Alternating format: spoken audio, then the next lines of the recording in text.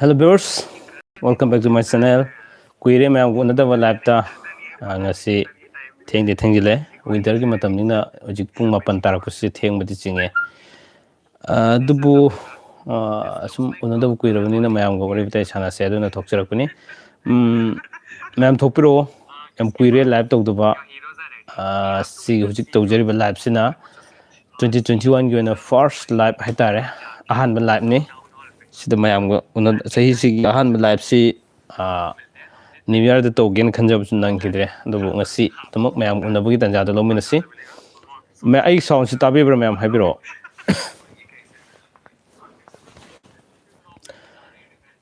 Samson Jukum hello bro okay hello sound si tabi bra I give gonna say Happy New Year okay same to you Happy New Year everyone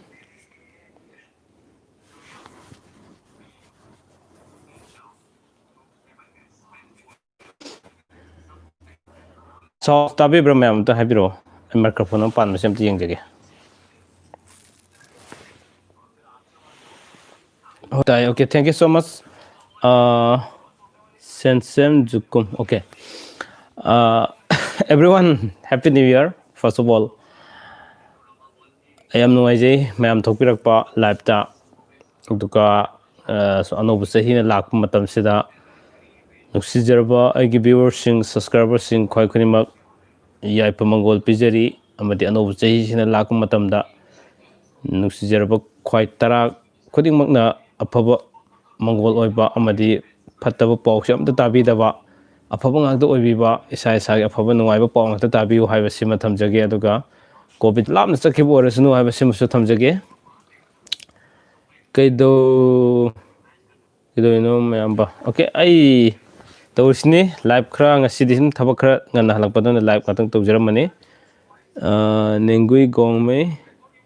Happy New Year okay same to you Sarat Singh Sabungbam Tai bro okay thank you Thembi Arambam Tamo Saksa Bira bro Saksa jare okay sound sum sengna tabi bra handakti handak sahi gi ahanba live loga mane roman ne from sahi sigi ngasi date almost date 5 ti euro mane khalle dubu live startup pase onati ahanba live ni singsit good evening yamba okay good evening kuire ko wari sanadaba mayam ga live thaba sunangdre aduga blog sampung phana semjaba ngamkhidabani December tha do yam nuwaijate adubu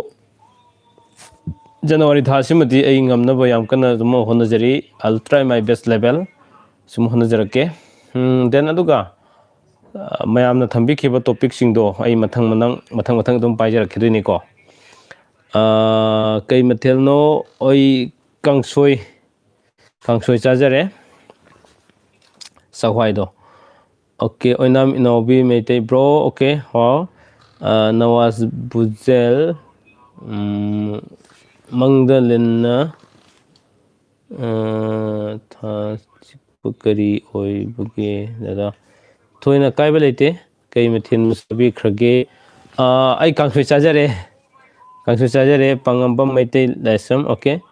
Ronen from kase kuire live tawdaba yam wana ngaijai ekoina yam ngaijade mayam nangaibiba ina live thaba ngamjadaba si sometimes sum thengnei haitare ko adubu hanti kuisu kuire thakidaba aina tongan bagi thaba khara asin makhran adum ngamjadaba haitare ngasidi jum siam ngan hanjarakpa aduna maram orga ngasi live thajabagi tanja du sum engona phangjabani Susil Maibam, welcome back to my channel. Hi bro, okay. Singajit kuire yamba ya hoi kuire. Yamba nokpok ning thogi wari amata sembira o. Okay, nokpok ning thogi wari se ai hojik phogi onde de engonda knowledge adu hakna yam leitri hatare adu aina leibu matam nang nei nejara kan sum soiduna maki ningmu thungan jage poirei maibam ko. Singajit unadabba kuire hoi kuire. Ronen from Mang Basa kai de phai darin obo phai dune ꯏꯪꯕ ꯃꯇꯝꯁꯨ ꯑꯣꯏꯀꯣ ꯌꯥꯝ ꯀꯨꯏꯅ live ꯊꯥꯕꯕꯨꯗꯤ ꯉꯝꯒꯗꯧ ꯃꯥꯟꯗꯦ ꯏꯪꯕꯁꯤꯅ ꯁꯨꯝ ꯇꯨꯝꯅꯤꯡꯕꯁꯨ ꯐꯥꯎꯔꯛꯀꯗꯕꯁꯨ ꯃꯥꯜꯂꯦ ꯑꯣꯏꯅꯥꯝ ꯏꯅꯥꯎꯕ ꯃꯩꯇꯩ ꯕ꯭ꯔꯣꯁꯦ ꯑꯩꯒꯤ ꯌꯥꯝ ꯆꯥꯟꯅꯖꯩ thank you so ꯃꯆ ꯏꯅꯥꯎꯕ Sonia ꯂꯥꯏꯁ꯭ꯔꯝ ꯅꯨꯄꯥꯁꯨ ꯅꯨꯄꯤꯁꯨ ꯖꯅꯋꯥꯔꯤ ꯉꯥꯛꯇ ꯑꯣꯏꯕꯁꯦ ꯐꯕ꯭ꯔꯣ ꯁꯣꯅꯤꯌꯥ ꯁꯨꯃꯥꯏꯅ ꯇꯧꯕꯅꯦ ꯑꯩꯈꯣꯏ ꯊꯥ ꯃꯥꯟꯅꯕꯒꯤꯗꯤ ꯊꯣꯏꯅ ꯀꯥꯏꯕ ꯂꯩꯇꯦ ꯅꯨꯃꯤꯠ ꯃꯥꯟꯅꯕꯗꯤ ꯐꯠꯇꯦ ꯍꯥꯏꯕꯁꯤꯃ ꯑꯩ ꯃꯃꯥꯡꯗꯁꯨ ꯊꯝꯖꯕꯅꯤ ꯁꯨꯝ ꯀꯣ ꯉꯁꯤꯁꯨ ꯊꯝꯖꯒꯦ ꯅꯥꯎꯔꯦꯝ ꯁꯨꯔꯁ ꯍꯥꯏ ꯑꯣꯀꯦ ꯍꯥꯏ ꯅꯥꯎꯔꯦꯝ ꯁꯨꯔꯁ ꯑꯗꯨꯅ ꯑꯅꯧꯕ ꯇꯣꯄꯤꯛ ꯑꯃ ꯄꯨꯗꯨꯅ ꯂꯥꯛꯆꯔꯤ ꯉꯁꯤꯒꯤ ꯄꯨꯗꯨꯅ ꯂꯥꯛꯆꯔꯤꯕ ꯇꯣꯄꯤꯛ ꯑꯁꯤꯅ ꯑꯩꯈꯣꯏ ꯈꯨꯗꯤꯡꯃꯛꯇ ꯀꯔꯤꯒꯨꯝꯕ ꯈꯔꯗꯤ ꯀꯥꯟꯅꯕ ꯐꯪꯃꯤꯟꯅꯒꯗ꯭ꯔꯥ ꯈꯟꯖꯗꯨꯅ ꯄꯨꯗꯨꯅ ꯂꯥꯛꯆꯔꯤꯕ ꯇꯣꯄꯤꯛꯅꯤ ꯃꯃꯥꯡꯗꯒꯤ ꯍꯧꯅ ꯑꯣꯀꯦ ꯍꯧꯖꯤꯛ ꯐꯥꯎꯒꯤ ꯑꯣꯏꯅ ꯃꯈꯥ ꯇꯥꯅ ꯀꯩꯅꯣꯁꯤ ꯂꯥꯛꯇ꯭ꯔꯦ ꯀꯃꯦꯟꯁꯤ ꯂꯥꯛꯄ ꯃꯇꯝꯗ ꯁꯨꯝ ꯄꯥꯖꯔꯛꯀꯦ ꯔꯅꯤꯄꯝ ꯏꯪꯕꯁꯦ ꯈꯔ ꯐꯕ ꯃꯥꯜꯂꯤ ꯀꯒ ꯈꯔꯗꯤ ꯐꯔꯦ ꯉꯁꯤ ꯉꯔꯥꯡꯁꯦ ꯑꯗꯨꯒ ꯃꯔꯛ ꯑꯃꯨꯛ ꯈꯔ ꯏꯪꯂꯛꯈꯤꯅꯤ ꯅꯣꯡ ꯅꯤꯅꯤ ꯏꯪꯂꯛꯈꯤꯅꯤꯀꯣ ꯂꯩꯆꯤꯟ ꯎꯟ ꯊꯥꯕ ꯃꯇꯝ ꯋꯥꯛꯆꯤꯡꯒꯤ ꯆꯛ ꯂꯥꯎꯕ ꯃꯇꯝ ꯑꯃꯗꯤ ꯂꯥꯛꯈꯤꯅꯤ ꯌꯥꯝ ꯀꯨꯏꯅꯗꯤ ꯂꯩꯔꯝꯃꯣꯏ ꯑꯗꯨꯒ ꯌꯥꯝ ꯁꯥꯕꯁꯨ ꯑꯣꯏꯔꯣꯏ ꯀꯣ ꯁꯨꯝ ꯈꯔ ꯑꯐꯕ ꯂꯝꯕꯤ ꯈꯔꯗꯤ ꯁꯨꯝ ꯂꯥꯛꯀꯅꯦꯅ ꯈꯟꯖꯩ ꯍꯟꯗꯛꯀꯤ ꯑꯅꯧꯕ ꯆꯍꯤꯁꯤꯃꯗꯤ ꯑꯐꯕ ꯈꯔ ꯑꯣꯏꯅꯤ ꯍꯥꯏꯅ ꯈꯜꯂꯦ ꯑꯩꯒꯤ ꯋꯥꯈꯜꯗ ꯃꯌꯥꯝ ꯂꯥꯏꯠ ꯅꯝꯕꯤꯗꯕꯁꯤꯡꯅ ꯂꯥꯏꯠ ꯅꯝꯕꯤꯔꯛꯑꯣ ꯑꯗꯨꯒ ꯃꯌꯥꯝꯒꯤ ꯉꯁꯤꯗꯤ ꯑꯩꯅ ꯑꯍꯦꯟꯕ ꯀꯥ ꯍꯦꯟꯅ ꯍꯥꯏꯖꯔꯔꯣꯏꯒꯦ ꯑꯍꯥꯟꯕ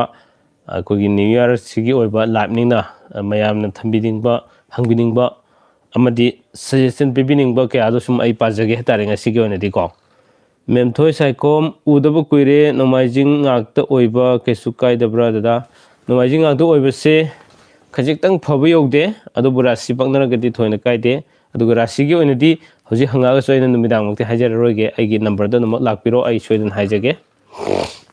ꯔꯣꯅꯦꯅꯦꯄ꯭ꯔꯝ ꯀꯔꯤ ꯃꯊꯦꯜ ꯆꯥꯔꯒꯦ ꯀꯀꯥ ꯀꯥꯡꯁꯣꯏ ꯑꯩꯈꯣꯏ ꯆꯋꯥꯏꯗꯣ ꯀꯥꯡꯁꯣꯏ ꯊꯣꯡꯉꯦ ꯌꯥꯝ ꯍꯥꯎꯈ꯭ꯔꯦ ꯕꯥꯏ ꯕꯥꯏ ꯅ꯭ꯌꯨ ꯏꯌꯥꯔ ꯀꯔꯝ ꯇꯧꯈꯤ ꯕꯥꯏ ꯕꯥꯏ ꯅ꯭ꯌꯨ ꯏꯌꯥꯔ ꯑꯩ ꯊꯣꯏꯅ ꯏꯟꯖꯣꯏ ꯀꯟꯅ ꯇꯧꯗ꯭ꯔꯦ ꯃꯔꯝꯗꯤ ꯃꯁꯤꯗ ꯏꯟꯖꯣꯏ ꯇꯧꯕꯁꯤ ꯅꯨꯡꯉꯥꯏꯕ ꯐꯣꯡꯗꯣꯛꯅꯕꯒꯤ ꯉꯥꯛꯇ ꯇꯧꯋꯦ ꯍꯥꯏꯇꯥꯔꯦ ꯑꯗꯨꯕꯨ ꯑꯩꯗꯤ ꯆꯍꯤ ꯌꯥꯝꯈꯠꯂꯛꯄꯒꯤ ꯅꯨꯡꯉꯥꯏꯇꯕ ꯐꯥꯎꯕꯅ ꯃꯔꯝ ꯑꯣꯏꯔꯒ ꯏꯟꯖꯣꯏꯁꯤ ꯌꯥꯝ ꯀꯟꯅ ꯇꯧꯗ꯭ꯔꯦ ꯍꯥꯏꯇꯥꯔꯦ ꯑꯗꯨꯕꯨ ꯑꯃꯔꯣꯝꯗ ꯇꯧꯕ ꯌꯥꯏ ꯋꯥꯈꯜ ꯑꯃꯔꯣꯝꯗꯗꯤ ꯀꯩꯅꯣ ꯀꯣꯚꯤꯠꯅ ꯋꯥꯅ ꯑꯋꯥ ꯆꯩꯊꯦꯡ ꯄꯤꯈ꯭ꯔꯕ ꯆꯍꯤ ꯑꯗꯨ ꯑꯩꯈꯣꯏꯗ ꯈꯝ ꯊꯦꯡꯅ ꯋꯥꯅꯈꯤꯕ ꯃꯥꯏꯀꯩ ꯑꯃꯗ ꯋꯥꯅꯩ ꯍꯥꯏꯕ ꯋꯥꯅꯤꯀꯣ ꯋꯥꯅꯗꯕ ꯖꯒꯥꯁꯨ ꯌꯥꯝ ꯂꯩ ꯑꯩꯈꯣꯏꯅ ꯌꯦꯡꯕ ꯃꯇꯝꯗ ꯀꯣꯚꯤꯠꯅ ꯃꯔꯝ ꯑꯣꯏꯔꯒ ꯄ꯭ꯔꯖꯥꯁꯤꯡꯗꯤ ꯏꯚꯟ ꯊꯥ ꯑꯃꯗ ꯆꯦꯡ ꯆꯥꯛꯄꯨ ꯑꯅꯤꯔꯛ ꯐꯪꯗꯅ ꯈꯣꯠꯇꯅ ꯌꯥꯝ ꯇꯧꯈ꯭ꯔꯦ ꯑꯗꯨꯅ ꯅꯥꯀꯟ ꯑꯃꯔꯣꯝꯗ ꯑꯣꯏꯈꯤꯕ ꯇꯥꯔꯒꯁꯨ ꯕꯥꯏ ꯕꯥꯏ ꯅ꯭ꯌꯨ ꯏꯌꯥꯔꯒꯤ ꯀꯩꯅꯣꯁꯦ ꯑꯩꯈꯣꯏꯒꯤ 2020ꯁꯤ ꯀꯣꯚꯤꯠꯅ ꯑꯋꯥꯕ ꯆꯩꯊꯦꯡ ꯀꯌꯥꯝ ꯄꯤꯒꯦ ꯍꯥꯏꯅ ꯁꯨꯝ ꯂꯧꯖꯩ ꯍꯥꯏꯇꯥꯔꯦ ꯃꯗꯨꯅ ꯃꯔꯝ ꯑꯣꯏꯔꯒ ꯃꯁꯤ ꯂꯣꯏꯈꯤꯕꯁꯤꯒꯤ ꯅꯨꯡꯉꯥꯏꯕ ꯐꯣꯡꯗꯣꯛꯄꯗꯤ ꯌꯥꯏ ꯑꯗꯨꯕꯨ ꯑꯩꯒꯤ ꯏꯁꯥꯒꯤ ꯑꯣꯏꯅꯗꯤ ꯆꯍꯤ ꯌꯥꯝꯁꯤꯜꯂꯛꯄꯒꯤ ꯅꯨꯡꯉꯥꯏꯖꯗꯕ ꯍꯥꯏꯇꯥꯔꯦ ꯑꯗꯨꯅ ꯌꯥꯝ ꯀꯟꯅ ꯑꯗꯨꯒꯤ ꯋꯥꯈꯜꯗꯨꯗ ꯏꯟꯖꯣꯏꯃꯛꯇꯤ ꯇꯧꯗ꯭ꯔꯦ ꯁꯤ ꯊꯝꯖꯒꯦ ꯑꯗꯨꯅ ꯑꯩꯒꯤ ꯆꯦꯅꯦꯜꯁꯤꯅ ꯍꯧꯖꯤꯛ ꯍꯧꯖꯤꯛ ꯖꯅꯋꯥꯔꯤ ꯊꯥꯁꯤꯗꯤ ꯑꯌꯥꯝꯕ ꯆꯍꯤꯁꯤꯒꯤ ꯑꯣꯏꯅ 2021ꯁꯤꯗ ꯀꯔꯤ ꯀꯔꯤ ꯑꯣꯏꯔꯛꯄ ꯌꯥꯕ ꯐꯣꯜꯁꯤꯡ ꯃꯥꯏꯀꯩꯗ ꯌꯦꯡꯕ ꯌꯥꯏ ꯍꯥꯏꯔꯤꯕꯁꯤꯡꯗꯨꯅꯤ ꯑꯩꯅ ꯑꯌꯥꯝꯕ ꯃꯊꯪ ꯃꯅꯥꯎ ꯅꯥꯏꯅ ꯍꯧꯖꯤꯛꯐꯥꯎ ꯆꯠꯊꯔꯛꯏꯁꯦ ꯈꯔꯁꯨ ꯁꯨꯝ ꯆꯠꯊꯖꯈꯤꯅꯤ ꯍꯥꯏꯇꯥꯔꯦ ꯑꯗꯨꯒꯤ ꯃꯇꯨꯡꯗ ꯃꯌꯥꯝꯅ ꯍꯥꯟꯅ ꯊꯝꯕꯤꯔꯛꯈꯤꯕ ꯇꯣꯄꯤꯛꯁꯤꯡ ꯊꯝꯕꯤꯔꯣ ꯍꯥꯏꯕꯁꯤꯡ ꯑꯩ ꯂꯣꯏꯅ ꯑꯗꯨꯝ ꯃꯊꯪ ꯊꯝꯖꯔꯛꯀꯅꯤ ꯍꯥꯏꯇꯥꯔꯦꯀꯣ ꯑꯗꯨꯅ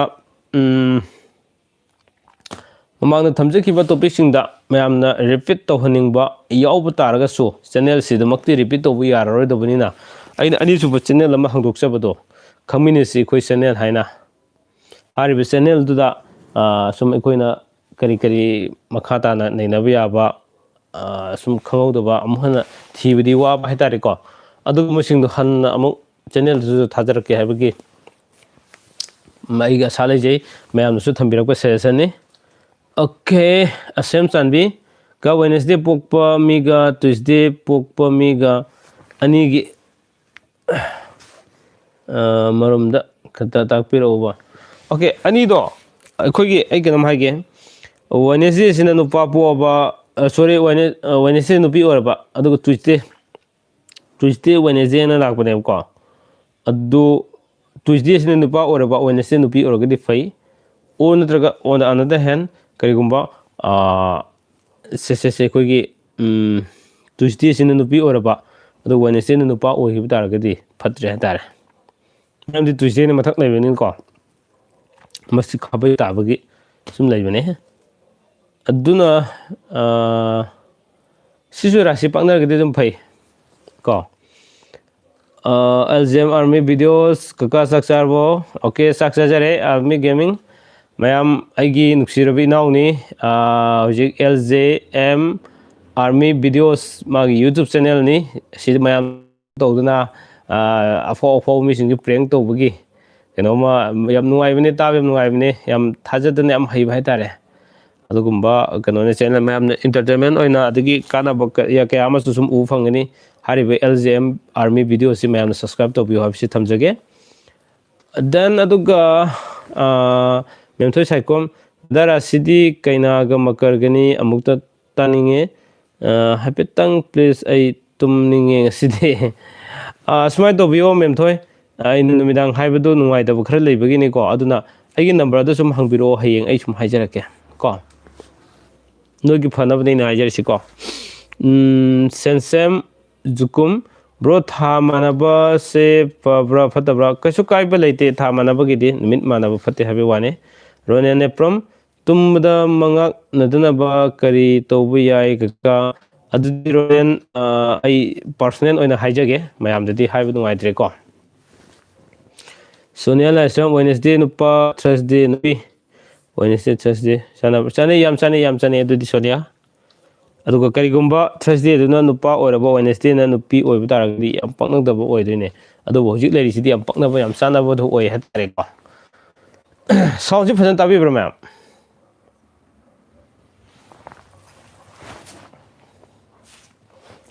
nungsinungon sanata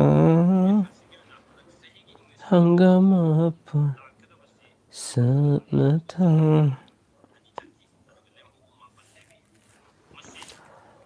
December asima fajana block sema ngam kidre January di fajana sema sahi chigi onidi fajana semnaba ai best 11 hona jarake Sandhya le sungbam bro Sunday ga Saturday ga pakna bro nupa ki karamano nupi ki karamano ani se karamano mayek sena ibiro then aduga Sonia la sham tai fajana okay thank you so much Sonia Ajit Sorai jam tai okay thank you Ajit Sensem Jukum Tai bro okay thank you Tajay Sena Ajoy Khetri ma'am thank you so much ma'am Thoi Saikom Tajay Yam Bhajan thank you ma'am Thoi okay adune mayam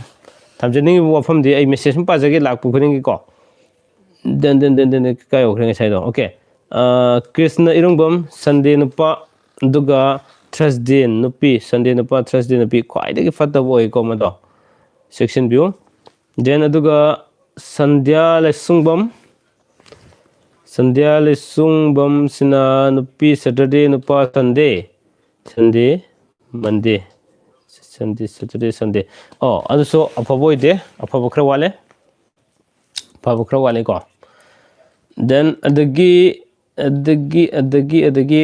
khomdram tiken bro Sunday nupa Tuesday nupi Sunday Monday Tuesday kaya phaboide rasi paknaradi fagani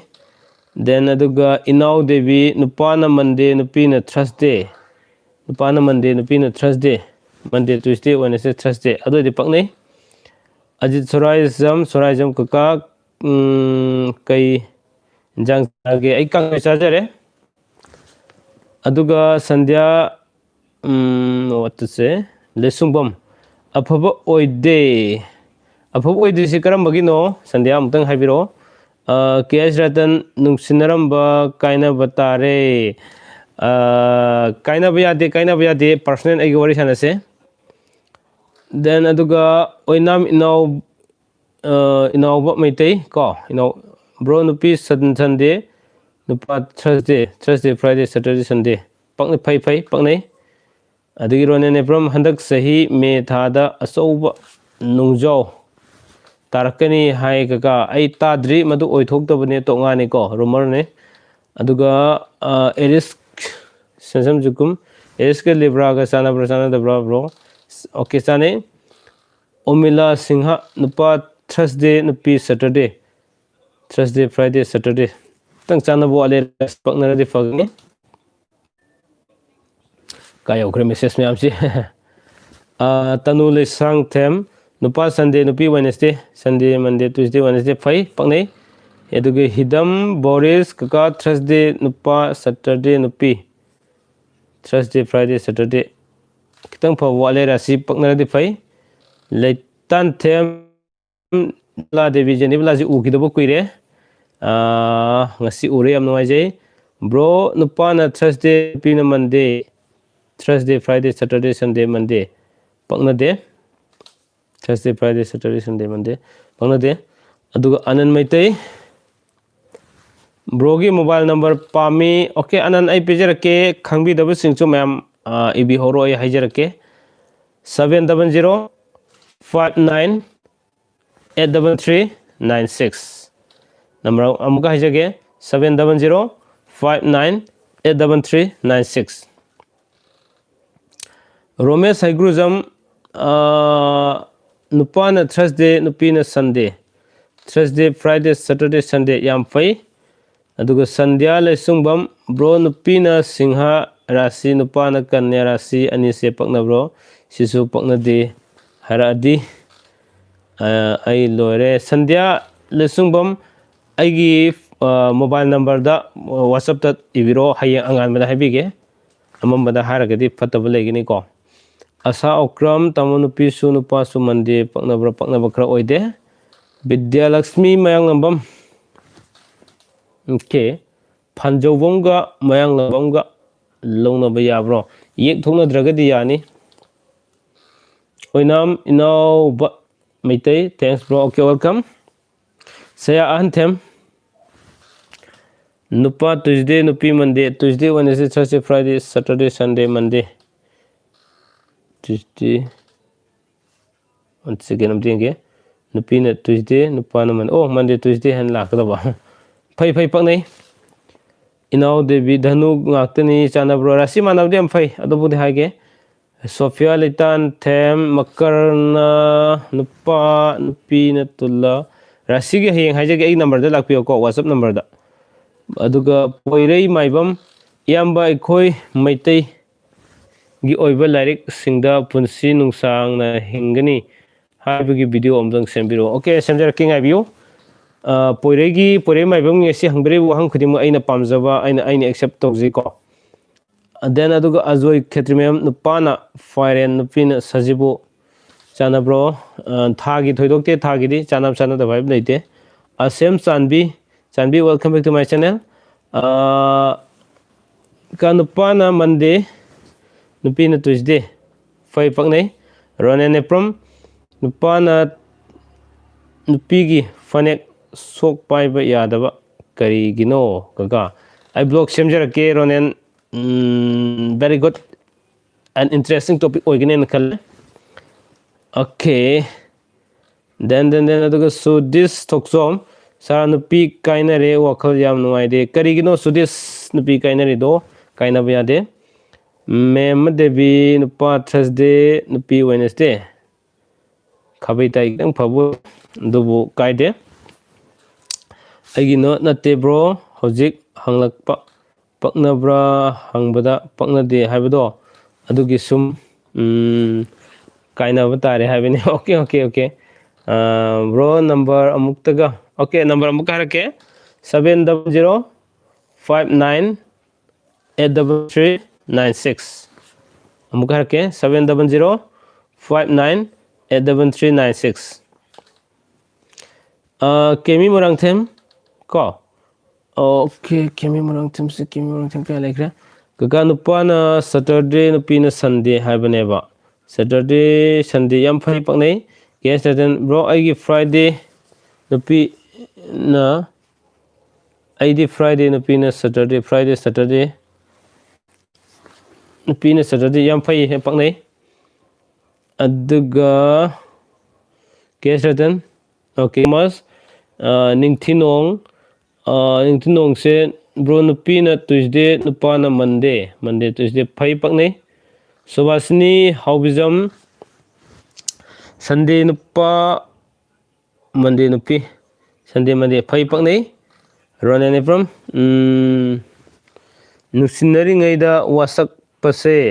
ꯊꯨꯡꯅꯗ꯭ꯔꯗꯤ ꯀꯩꯗꯧꯋꯦ ꯋꯥꯁꯛ ꯄꯤꯔꯣꯅ ꯅꯨꯡꯁꯤꯅꯕꯗ ꯋꯥꯁꯛꯄ ꯀꯩꯝ ꯊꯝꯕꯤꯅꯨꯀꯣ ꯅꯨꯡꯁꯤꯅꯔꯤꯗ ꯃꯗꯨ ꯌꯥꯝ ꯐꯠꯇꯕ ꯑꯃꯅꯦ ꯁꯦꯁꯦꯝ ꯖꯨꯀꯨꯝ ꯅꯨꯄꯥꯅ Thursday ꯅꯨꯄꯤꯅ Friday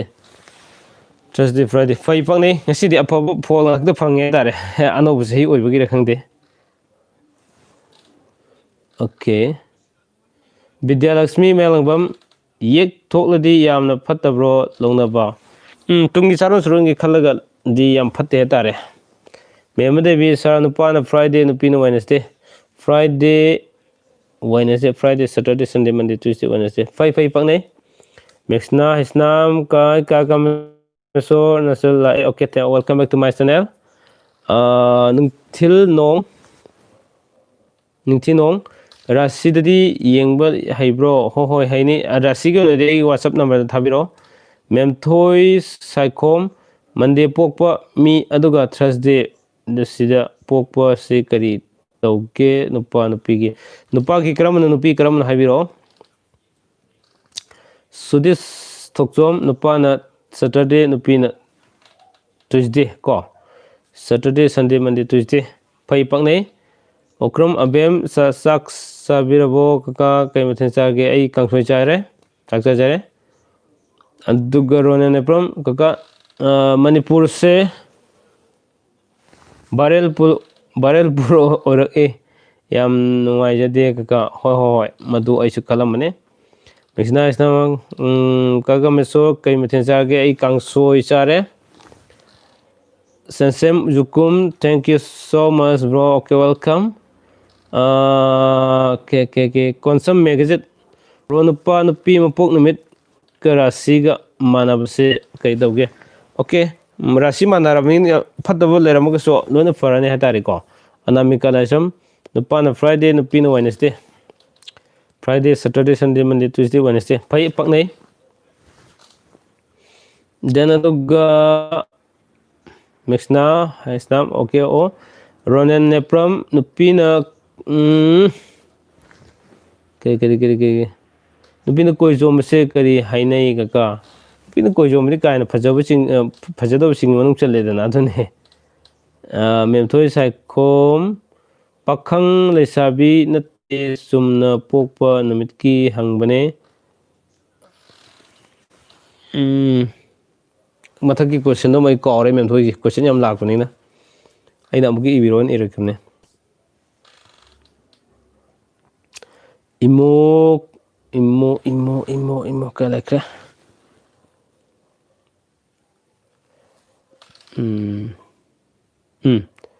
ꯀꯥꯏ ꯌꯧꯈ꯭ꯔꯦ ꯑꯣꯀꯦ ꯏꯃꯣ ꯅꯨꯄꯥꯅ ꯃꯟꯗꯦ ꯅꯨꯄꯤꯅ ꯋꯦꯅꯁꯗꯦ ꯃꯟꯗꯦ ꯇ꯭ꯌꯨꯁꯗꯦ ꯋꯦꯅꯁꯗꯦ ꯈꯤꯇꯪ ꯐꯕ ꯋꯥꯠꯂꯦ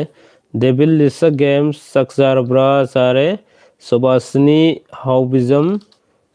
ꯍꯥꯎꯕꯤꯖꯝꯁꯦ ꯔꯥꯁꯤ ꯃꯥꯟꯅꯗꯕꯤ ꯀꯩ ꯍꯥꯏꯅꯣ ꯃꯥꯡꯈ꯭ꯔꯦꯅꯦ ꯑꯣꯀꯦ ꯃꯥꯟꯅꯕꯗꯤ ꯀꯝꯗꯧꯒꯦ ꯔꯥꯁꯤ ꯃꯥꯟꯅꯕ ꯐꯩ ꯏꯕꯣ ꯄꯤꯁꯛ ꯊꯥꯡꯖꯝ ꯃꯦꯁꯦꯁ ꯀꯛꯄꯤꯈ꯭ꯔꯦ ꯔꯣꯅꯦꯟ ꯅꯦꯄ꯭ꯔꯝ ꯅꯨꯄꯥꯗꯤ ꯅꯨꯄꯤꯅ ꯍꯥꯏꯕ ꯏꯟꯒꯗꯕꯅꯤ ꯏꯟꯗ꯭ꯔꯗꯤ ꯅꯨꯡꯉꯥꯏꯕ ꯉꯝꯗꯦ ꯍꯥꯏ ꯆꯨꯝꯕ꯭ꯔꯣ ꯃꯗꯨ ꯃꯇꯥꯡꯒꯤ ꯖꯒꯥꯒꯤ ꯃꯈꯥ ꯂꯩꯀꯣ ꯔꯤꯅꯥ ꯋꯥꯏꯔꯣꯛꯄꯝ ꯁꯤꯡꯉ ꯔꯥꯁꯤ ꯃꯥꯟꯅꯕ ꯐꯩꯀꯣ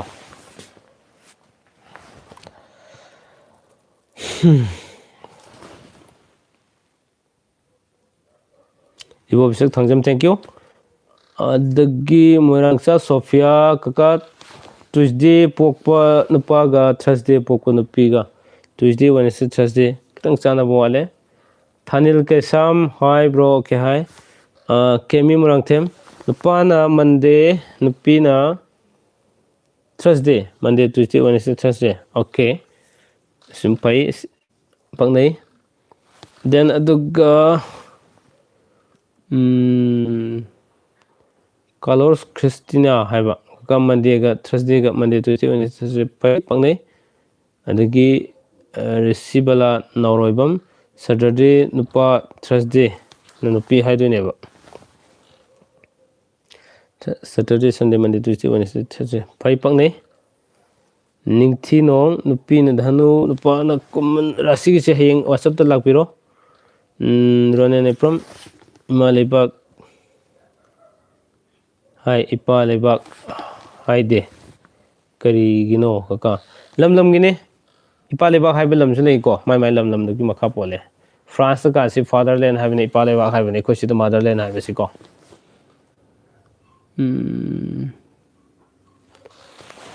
ꯃꯦꯁꯦꯖꯁꯤ ꯌꯥꯝꯃꯟꯗꯅ ꯄꯪꯀꯥꯟ ꯀꯥꯟꯈ꯭ꯔꯦ ꯃꯌꯥꯝ ꯃꯔꯛꯇ ꯀꯥꯟꯈꯤꯕ ꯌꯥꯎꯔꯗꯤ ꯋꯥꯔꯧꯕꯤꯅꯨꯀꯣ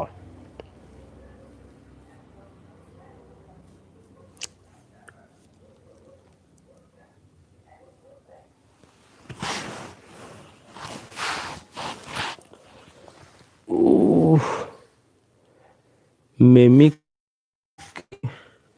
ꯃꯤꯡ ꯀꯩ ꯀꯧꯒꯦ ꯍꯥꯏꯗꯣ ꯃꯥꯜꯂꯦ ꯅꯨꯄꯥꯅ ꯀꯨꯝꯕ ꯅꯨꯄꯤꯅ ꯑꯣꯀꯦ ꯌꯥꯔꯦ ꯃꯉꯥꯁꯅ ꯃꯟꯗꯦ ꯅꯨꯄꯥ ꯋꯦꯅꯁꯗꯦ ꯅꯨꯄꯤ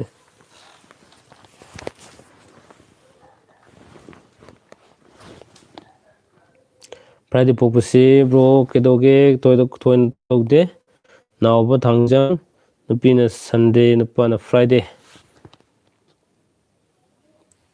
ꯐ꯭ꯔꯥꯏꯗꯦ ꯁꯦꯇꯔꯗꯦ ꯁꯟꯗꯦ ꯈꯤꯇꯪ ꯐꯕ ꯑꯣꯏꯗꯤꯀꯣ ꯃꯊꯛꯀꯤ ꯃꯦꯁꯦꯖ ꯌꯥꯝ ꯀꯥꯟꯈ꯭ꯔꯦ ꯀꯥꯏ ꯌꯧꯅ ꯈꯪꯗ꯭ꯔꯦ ꯑꯩꯁꯦ ꯔꯦꯁꯤꯕꯤꯅ ꯅꯧꯔꯣꯏꯕꯝ ꯌꯥꯎꯔꯦ ꯁꯦꯇꯔꯗꯦ ꯅꯨꯄꯥ ꯊꯔꯁꯗꯦ ꯅꯨꯄꯤ ꯍꯥꯏꯗꯣꯏꯅꯦꯕ ꯁꯦꯇꯔꯗꯦ Sunday Monday Tuesday Wednesday Thursday ꯐꯩ ꯄꯛꯅꯩ ꯁꯤ ꯐꯖꯅ ꯁꯦꯝꯕꯤꯔꯒꯗꯤ ꯑꯣꯀꯦ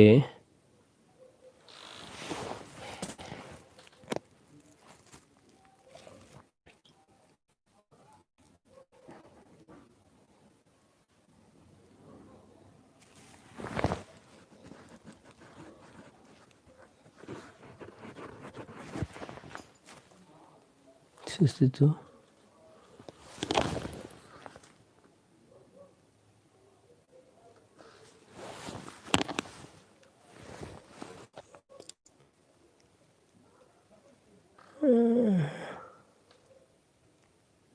ꯇ꯭ꯌꯨꯁꯗꯦ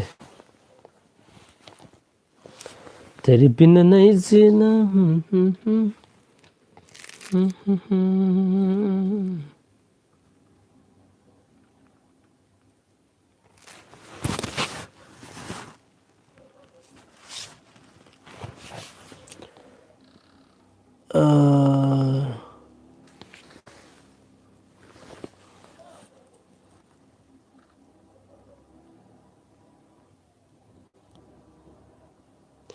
ꯅꯨꯄꯤꯒ ꯅꯨꯄꯥꯒꯁꯦ ꯊꯃꯣꯏ ꯀꯟꯕ ꯀꯅꯥꯅ ꯍꯦꯜꯂꯤ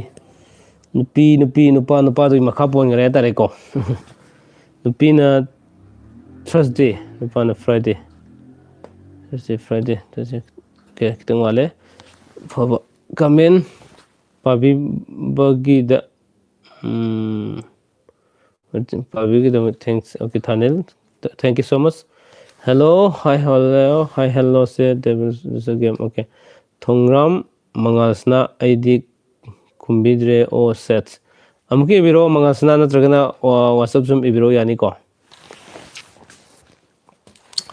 ꯂꯥꯏꯚ ꯌꯥꯝ ꯀꯨꯏꯅ ꯊꯥꯖꯔꯣꯏ ꯄꯨꯡꯈꯥꯏ ꯑꯃ ꯃꯤꯅꯤꯠꯇ ꯉꯥꯏꯔꯦ ꯂꯣꯏꯁꯤꯟꯖꯒꯗꯧꯕ ꯁꯤꯗ ꯃꯌꯥꯝ ꯍꯪꯕꯤꯅꯤꯡꯕꯁꯤꯡ ꯍꯪꯕꯤꯍꯧꯔꯣ ꯍꯥꯏꯇꯥꯔꯦ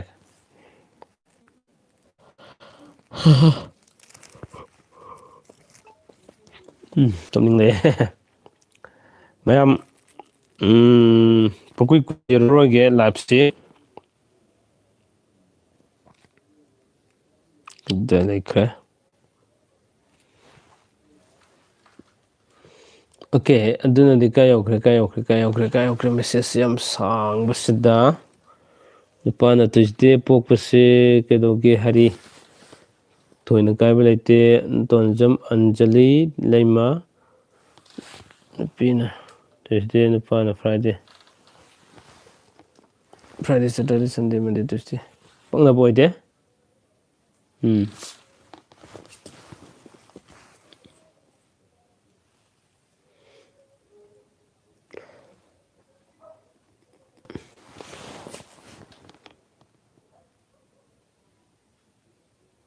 ꯑꯣꯀꯦ ꯃꯌꯥꯝ ꯁꯨꯃꯥꯏꯅ ꯇꯧꯁꯦ ꯑꯩꯁꯨ ꯊꯕꯛ ꯈꯔ ꯆꯠꯂꯨꯕꯅꯦ ꯉꯁꯤ ꯈꯤꯇꯪ ꯉꯟꯅ ꯍꯜꯂꯛꯄꯒꯤ ꯂꯥꯏꯚ ꯊꯥꯕ ꯑꯝꯇ ꯊꯥꯖꯍꯧꯒꯦ ꯌꯥꯝ ꯀꯨꯏꯅ ꯊꯥꯗꯕꯁꯨ ꯀꯨꯏꯔꯦ ꯑꯗꯨꯒ ꯀꯩꯅꯣꯁꯤ ꯑꯩꯈꯣꯏꯒꯤ ꯅ꯭ꯌꯨ ꯏꯌꯔꯒꯤ ꯋꯤꯁꯁꯨ ꯄꯤꯕ ꯑꯣꯏꯅ ꯑꯃꯗꯤ ꯑꯍꯥꯟꯕ ꯆꯠꯂꯤꯕ ꯆꯍꯤꯁꯤꯒꯤ ꯏꯪ 2018ꯁꯤꯒꯤ ꯑꯣꯏꯕ ꯅ꯭ꯌꯨ ꯏꯌꯔꯒ ꯂꯣꯏꯅꯅ ꯃꯌꯥꯝꯗ ꯁꯨꯝ ꯂꯥꯏꯚ ꯑꯍꯥꯟꯕ ꯊꯥꯖꯕ ꯍꯥꯏꯇꯥꯔꯦ ꯃꯁꯤ ꯃꯇꯥꯡꯁꯦ ꯑꯩ ꯄꯪꯁꯥꯡ ꯁꯥꯡꯖꯔꯔꯣꯏꯒꯦ ꯈꯤꯇꯪ ꯍꯛꯆꯥꯡ ꯑꯋꯥꯕ ꯈꯣꯠꯄ ꯈꯔꯁꯨ ꯂꯩ ꯉꯥꯏꯍꯥꯛꯇꯪ ꯄꯨꯡ ꯑꯃꯒꯤ ꯆꯥꯡꯒ ꯇꯧꯔꯕꯗꯤ ꯌꯥꯝ ꯅꯨꯡꯉꯥꯏꯖꯒꯗꯕꯅꯤ ꯑꯗꯨꯃꯛꯄꯨ ꯇꯉꯥꯏꯐꯗꯅ ꯑꯩ ꯂꯣꯏꯁꯤꯟꯅꯤꯡꯕꯒꯤ ꯇꯥꯟꯖꯥꯗ ꯁꯨꯝ ꯌꯧꯁꯤꯜꯂꯛꯄ ꯍꯥꯏꯇꯥꯔꯦ ꯍꯌꯦꯡꯁꯨ ꯑꯅꯧꯕ ꯕ꯭ꯂꯣꯛ ꯑꯃ ꯁꯣꯏꯗꯅ ꯃꯌꯥꯝꯗ ꯑꯌꯨꯛꯇ ꯁꯨꯝ ꯈꯨꯗꯣꯜ ꯇꯝꯖꯅꯕ ꯍꯣꯠꯅꯖꯔꯛꯀꯅꯤ ꯉꯔꯥꯡ ꯅꯍꯥꯟꯗꯒꯤ ꯁꯨꯝ ꯆꯠꯊꯖꯔꯛꯏꯕ ꯆꯍꯤꯁꯤꯒꯤ ꯑꯣꯏꯅ ꯌꯦꯡꯕ ꯌꯥꯕ ꯃꯤꯠꯌꯦꯡꯁꯤꯡ ꯔꯥꯁꯤꯗ ꯑꯣꯏꯔꯣ ꯀꯔꯤꯗ ꯑꯣꯏꯔꯣ ꯈꯨꯗꯤꯡꯃꯛꯁꯤꯅ ꯑꯃꯃꯝꯇ ꯁꯨꯝ ꯃꯌꯥꯝꯗ ꯈꯨꯗꯣꯜ ꯇꯝꯖꯔꯛꯀꯗꯕꯅꯤꯅ ꯉꯁꯤꯒꯤ ꯑꯣꯏꯅꯗꯤ ꯃꯌꯥꯝ ꯄꯥꯖꯍꯧꯗꯕ ꯑꯃꯗꯤ ꯚꯥꯞ ꯇꯥꯕꯤꯗꯕ ꯂꯩꯕ ꯈꯨꯗꯤꯡꯃꯛꯁꯤꯡꯗꯣ ꯁꯨꯝ ꯑꯗꯨꯃꯛ ꯍꯥꯏꯕꯤꯔꯛꯑꯣ ꯑꯩꯒꯤ ꯀꯩꯅꯣꯗ ꯋꯥꯆꯞꯇ ꯑꯗꯨꯒ ꯂꯣꯏ ꯌꯦꯡꯃꯤꯟꯅꯔꯁꯤ ꯍꯥꯏꯕ ꯋꯥꯐꯝꯁꯤ ꯊꯝꯖꯔꯒ ꯑꯩꯒꯤ ꯂꯥꯏꯐꯁꯤ ꯈꯖꯤꯛꯇꯪ ꯇꯦꯟꯁꯤꯟꯖꯔꯒꯦ ꯃꯌꯥꯝ ꯋꯥꯔꯧꯕꯤꯕ ꯌꯥꯗꯦꯀꯣ ꯇꯉꯥꯏꯐꯗꯅ ꯑꯩ ꯂꯣꯏꯁꯤꯟꯗꯕ ꯌꯥꯗ꯭ꯔꯦ ꯑꯗꯨꯅꯅꯦ ꯋꯥꯔꯧꯕꯤꯕ ꯌꯥꯗꯦ ꯃꯌꯥꯝ ꯑꯣꯀꯦ ꯃꯌꯥꯝ ꯃꯪ ꯐꯔꯁꯦ ꯑꯗꯨꯒ ꯑꯅꯧꯕ ꯆꯍꯤ 2018ꯁꯤꯅ ꯃꯌꯥꯝꯗ ꯑꯐꯕ ꯅꯨꯡꯉꯥꯏꯕ ꯌꯥꯏꯐꯕ ꯏꯪ ꯇꯞꯄ ꯁꯃꯥꯖ ꯑꯃꯁꯨ ꯄꯨꯔꯛꯄ ꯑꯣꯏꯔꯁꯅꯨ ꯑꯃꯗꯤ ꯃꯤꯄꯨꯝ ꯈꯨꯗꯤꯡꯃꯛꯁꯨ ꯅꯨꯡꯉꯥꯏꯕ ꯉꯝꯃꯒꯁꯅꯨ ꯉꯝꯃꯤꯟꯅꯔꯁꯤ ꯍꯥꯏꯕ ꯁꯤ ꯊꯝꯃꯀꯥꯟꯗ ꯄꯨꯝꯅꯃꯛ ꯌꯥꯏꯐꯃꯤꯟꯅꯔꯁꯦ ꯌꯥꯏꯐꯔꯦ ꯌꯥꯏꯐꯔꯦ ꯀꯪꯂꯩꯄꯥꯛꯅ ꯌꯥꯏꯐꯔꯦ ꯃꯌꯥꯝ ꯃꯊꯪꯒꯤ ꯕ꯭ꯂꯣꯛ ꯑꯃꯒꯤꯗꯃꯛ ꯉꯥꯏꯃꯤꯟꯅꯁꯤ ꯑꯣꯀꯦ ꯒꯨꯗ ꯅꯥꯏꯠ ꯑꯦꯚ꯭ꯔꯤꯋꯥꯟ ꯃꯪ ꯐꯔꯁꯦ